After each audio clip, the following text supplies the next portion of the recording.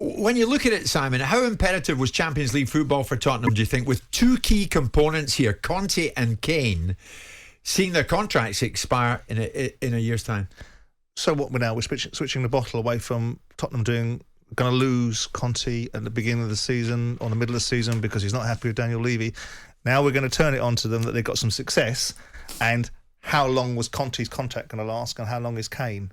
Why can't we just be happy that Conte has proved everybody wrong, wasn't going to leave Tottenham like everyone said he was going to, wasn't going to fall out with Daniel Levy, has achieved the job that he was brought in to do, and the future potentially under Conte looks positive, rather than turn it into Kane could be out of contract in a year's time and Conte. This narrative, I'm not a Tottenham fan, but there seems to be a narrative in the media about having a swipe at Spurs, whatever they do.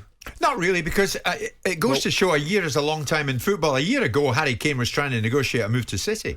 Sure. So look at the difference that's happened here. We don't know for sure that Conte might have been out of that place earlier on if he didn't get what he was wanting. But he didn't. But he didn't. But he didn't. Hold on. He didn't get, apparently, what he wanted in the January transfer window. He got two players, and according to significant sections of the media, that wasn't going to be enough, and Conte was going to leave. And it's proven to be wrong. Yeah. So Conte is the narrative of being in Tottenham Hotspur, working with Daniel Levy, who's no great mate of mine, so I'm not defending Daniel Levy. I've had many challenges with Tottenham Hotspur over the year, but I do look at this and go, hang on a second. A while ago, we were advancing Daniel Levy's impossible to work for. He's the worst kind of chairman. He's this, that, and the other, and the football club is only interested in profit. And Antonio Conte and he are going to fall foul unless Antonio Conte gets precisely what he wants. And he's going to be gone. Well, he hasn't gone. And he's got them into the Champions League most likely. He hasn't gone. And what will happen next is now for Tottenham fans that they can look forward to from segments of the media is how much money they don't spend in the summer.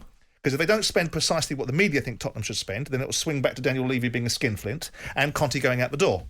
Rather than everybody, including the owners of the football club, have done the brilliant fans, I'll tell you what the brilliant manager and the decent owners. This is when the media does its job properly. The Standard sports section, Harry Kane spoken to them. And Harry Kane says, I'm a big fan of Conte. It'd be great if he stays. Yeah. We enjoy working with him. We look forward to next season with a great manager. But it's Conte's decision.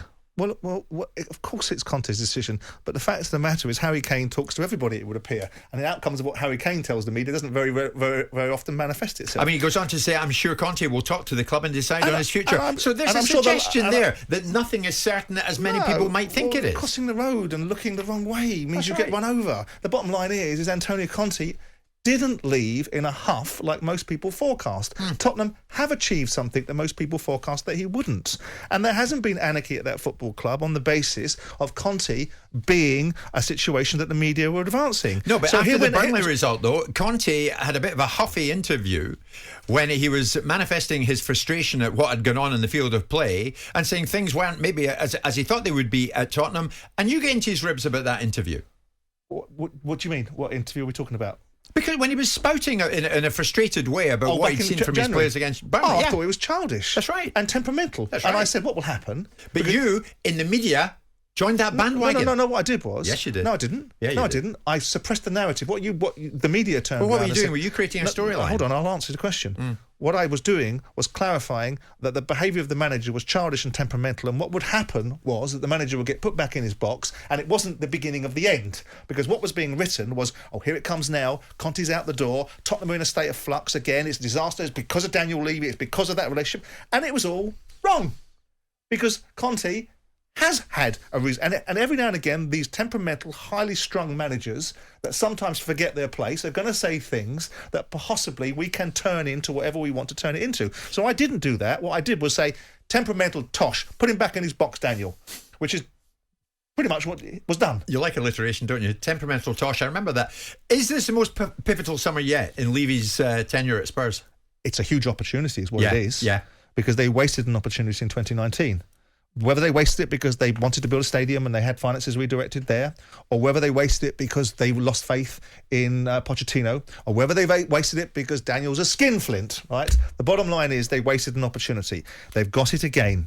They have a real live one in Conte. Don't always like him. Don't always value the way he operates in the media sometimes. But that's football managers, the modern day football manager. They seem to be able to do what they want, when they want, how they want, and they get to walk on water. And everyone else's every failure is someone else's responsibility. Every success is theirs, right? But he is the real one. So you've got to back him if you want him to win something. And I do believe that Tottenham can win something under this manager. What that winning looks like, whether that's a League Cup, an FA Cup, a Europa Cup, if they get knocked out of the Champions League, or something more significant in years to come with the Champions League, I think you've got a live one here, and it's incumbent upon Daniel to get that 40-50 million quid the Champions League's going to bring in. Yeah. And hopefully that's not all bonus to the players, by the way, because after that money will probably go to the players before anyone's even kicked a ball because of bonuses. But let's say 40-50 million quid comes in from the Champions League. On top of the 50, 60, 70, 80 million quid he might have been prepared to give him, I hope Spurs spend 150 million quid and give this guy some proper tools and sign the players that are on loan to Tottenham. Who would have thought it? Conte and Tottenham as compatible as White and Jordan. It's 11 o'clock. Jim White and Simon Jordan. Monday to Friday mornings from 10 on AM, on DAB, via the talkSPORT app and on your smart speaker. talkSPORT.